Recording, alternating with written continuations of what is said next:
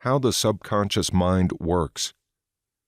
There are two parts of the brain, the conscious mind and the subconscious mind.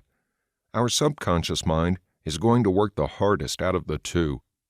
This part is never going to shut down, even when we sleep, and it is always on the lookout for what kind of decisions we need to make. Depending on the situation, it will make these decisions before we even realize what is going on. Even when we are resting and letting our conscious mind take a break, the subconscious is putting on various movies for us to look over, in the form of dreams. This part of the mind has so much information available to it that it can create things like dreams, daydreams, delusions, and other forms of dissociation in a way to process all that it knows. It is impressive how limitless our brains are. There might be a number of how many things we can know, but it hasn't been found yet. So far, researchers have only been able to make assumptions on how far they think that the brain can go. And even though we can just pack information into the brain all day long, all without feeling like we know too much, many of us are happy working with the knowledge that we already have. It is amazing how powerful our subconscious mind is. It is going to consume an estimated 95% of our brain, but we don't necessarily have full control over it. This part of our mind is often believed to be the reason why we develop specific fears, or why some people have certain addictions. If you had ever had a time when you had an emotion or a thought, but you weren't sure why you were having these, that is probably because the subconscious sent it your way for one reason or another. Your subconscious mind is always working, no matter how much you may have been slacking off before. Remember that one time that you decided to stay up all night to finish a test or a project? You may not specifically be able to recollect that night, but your subconscious sure can. It's what's reminding you to get the work done on time, rather than procrastinating again so that you won't have to pull an all-nighter and deal with that pain and worry ever again. You will find, if you delve deep enough and explore enough, that the key to many of our known issues is going to lie directly in our subconscious. Why might someone think that dogs are scary? If they took a look into the subconscious mind, they most likely would see that they internalized something dark in their past that in turn made them more fearful about dogs. Even though we are learning more and more about our subconscious mind each day, there is still so much that we don't know, and it is possible that we will never fully understand or learn about the subconscious or how it works. But this certainly doesn't mean that we shouldn't give it a try. The more that we can understand how the brain works, on all levels, the better we will get when it's time to fix it in the long run.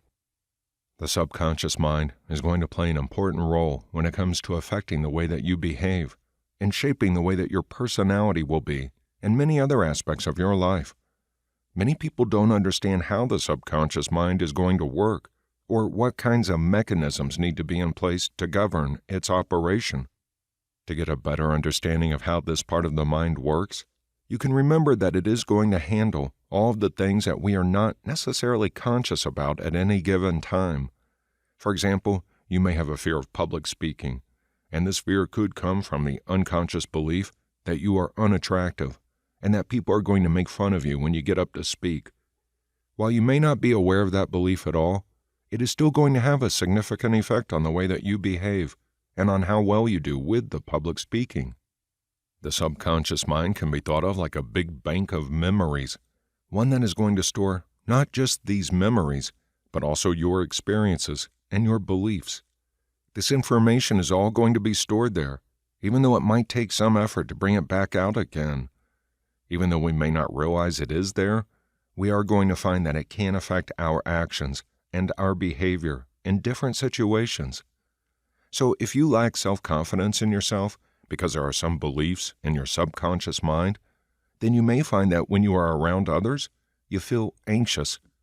This is because your mind has some information that is most likely false, that made you believe that you were in danger, even though there is no danger present around you. You have to be very careful about this subconscious mind. It not only gets to control your behavior, but it can also affect the perception of events and how you look at the world around you. If in the previous case you saw that two people are nearby and who smiled back at you while looking at you, then you might fall into the mistaken belief that they are trying to make fun of you. Always remember that the mind is going to feed you more of what you focus on. Because you already had that false belief about yourself, you would start to look around to see if there is some proof for this, and you are going to be able to find it if you look hard enough. The good news is that you can work with this part of the mind if you choose. Many of us don't understand how this part of the mind works. This is why many of us will set a goal and assume that we will be able to reach them overnight. But because of some of the habits that we have formed throughout the years, and because of how our subconscious mind is set up, it is really hard for the subconscious to accept a brand new belief, especially if it is one that contradicts a belief that is already there.